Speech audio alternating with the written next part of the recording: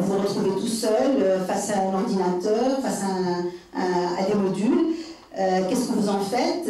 Quelle efficacité, quelle efficience après pour nous? Parce qu'il y a quand même, on est tenu d'avoir des résultats, on est tenu d'avoir des inscriptions à certains nombres, une rentabilité, une viabilité du projet. Et tout ça donc était posé de manière tout à fait concrète. Chaque jour, on faisait face à ces problèmes. Donc on a réfléchi sur la manière d'apprendre aux étudiants d'être autonomes, parce qu'en fait c'était un système hybride. Il y avait l'accès en ligne, et tous les 15 jours, ils devaient rencontrer leur tuteur dans les différentes régions pour des exercices, pour corriger la prononciation. Mais très souvent, les étudiants venaient en se disant au regroupement, je vais avoir le cours comme un cours normal. Et alors qu'il était censé avoir déjà vu le module, travailler, et qu'il venait seulement pour renforcer les quelques lacunes qui restaient. Donc il fallait vraiment les aider à apprendre par eux-mêmes, à être autonomes face à l'apprentissage. Donc le e-learning, c'est pas du tout, c'est pas une démarche qui est très facile. Et je pense qu'en tant qu'enseignant, on doit réfléchir sur toutes les questions didactiques et pédagogiques, surtout quand il s'agit d'enseignement de langue ou même des autres matières. Il ne s'agit pas seulement de mettre un contenu comme un article qu'on peut lire tranquillement le soir, mais là c'est vraiment un investissement autre et une démarche différente.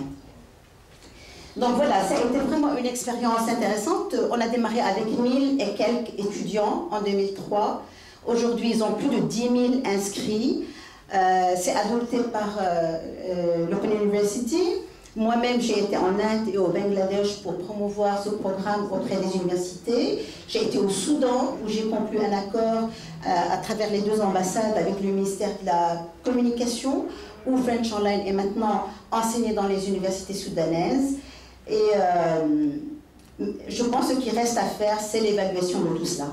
Parce que c'est sûr qu'on s'est tous félicités de ce qu'on avait réalisé, mais il faut évaluer cette action, voir où en est l'apprentissage des langues et quelle efficacité à travers ce programme. Voilà ce que je voulais partager avec vous, donc je ne veux pas être plus longue. Si vous avez des questions, je suis là, et je vous remercie de votre attention. Merci beaucoup pour votre réponse. Mais s'il y a des questions par rapport à toutes ces questions de e-governance, les interventions, nous avons entendu cet après-midi, c'est le moment ou jamais. Je vous écoute.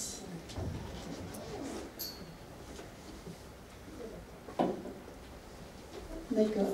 Alors, vous pouvez avancer. Vous pouvez avancer. Venez. Question est pour cette discussion. Madame la directrice de Moufina, c'est à vous. D'accord, merci beaucoup. Vous étiez une présidente très dynamique. Alors, je vous remercie d'abord. Je vous remercie de nous avoir accompagnés ces 2 jours. Je remercie les intervenants qui ont été extrêmement intéressants. On a beaucoup appris de choses et je crois que ça bouge. Je devais faire aujourd'hui un rapport de synthèse. J'en suis complètement incapable.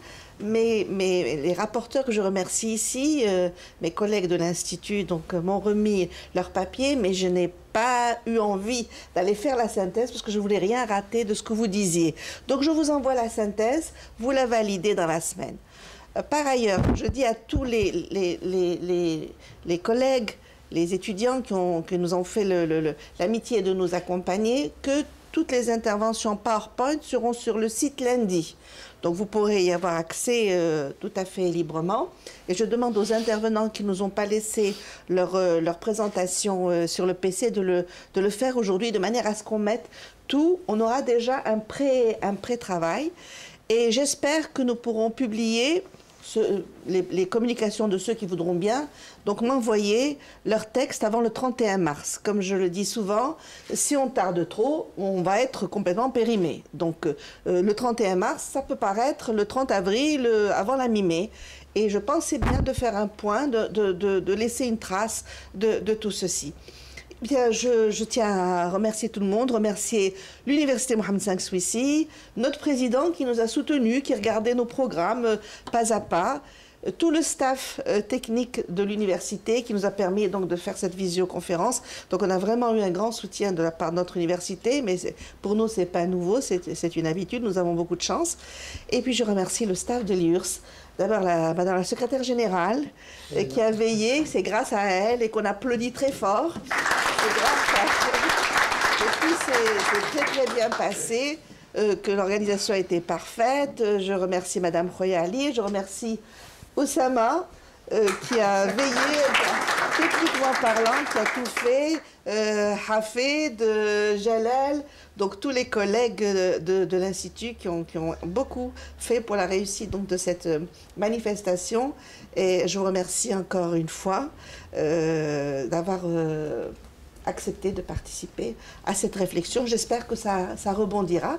Et je vous invite tous à un petit cocktail de clôture pour nous dire adieu gentiment. Au revoir, disons. Au revoir.